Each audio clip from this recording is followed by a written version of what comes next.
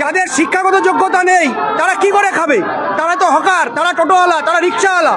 তাদের যদি জীবিকা আছে কেড়ে নেয়, আদানি আম্বানিকে সুযোগ করে দেওয়ার জন্য, তাদের লাখ লাখ টাকার স্টল বসানোর জন্য আজকে এদের হকারদের উচ্ছেদ করা হচ্ছে। আপনারা সবে করুন, 2029 সালের জবাব দেবে।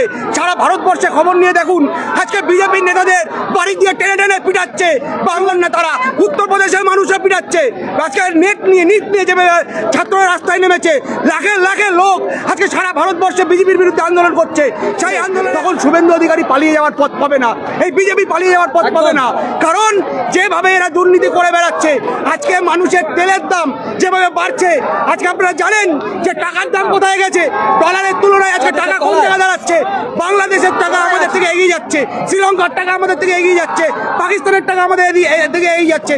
কিছু গদি মিডিয়া, কিছু দালাল মিডিয়া আজকে হাইপ তুলছে। তাই বলছি, স্বতন্ত্র যারা মিডিয়া আছে তাদের কাছে আমাদের অনুরোধ যে আপনারা এই খবরগুলো দেখান যে মানুষের উপর অত্যাচার এবার কিভাবে করছে। আমরা মায়েদের কাছে বলতে চাই, দিদিদের কাছে বলতে চাই, অন্নপূর্ণা ভান্ডার নিয়ে আজকে নাজেহাল এই সরকার। এই মাত্র 20 দিন হয়নি এই সরকার এসছে, সে অন্নপূর্ণা ভান্ডারটা কি করে মানুষ পাবে? আজকে তার জন্য বারে বারে অগ্নিমিত্রা পালকে তার বয়ান পাল্টাতে হচ্ছে। এটা একটা সরকার চলছে যে সরকারের কোনো দিশা নেই।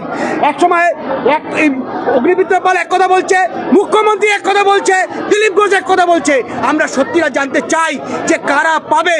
আজকে এই যে 11 পাতা 12 পাতার যে ফর্ম, এই ফর্মের মধ্যে সিএ এর একটা পাতা আছে।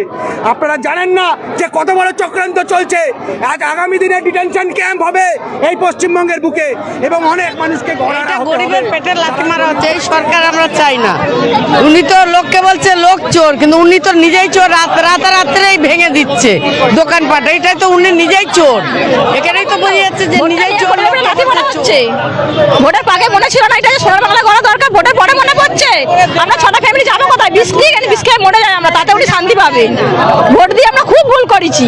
ভোটের আগে মনে করা উচিত ছিল যে সোনার বাংলা করা দরকার। আমরা সেটাই যে আমরা 3000 টাকা ওনার চাই না, ওনার 3000 টাকা ভিক্ষা আমরা চাই না, ওনার 3000 টাকা উনি ওনার কাছে রেখে দিন।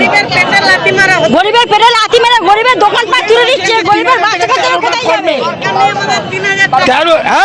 13 পাতা ফর্ম, এই 13 পাতা ফর্মে আমি একটা বেকার ছেলে, আমি নিজে 60 বছর ধরে হকিং করছি।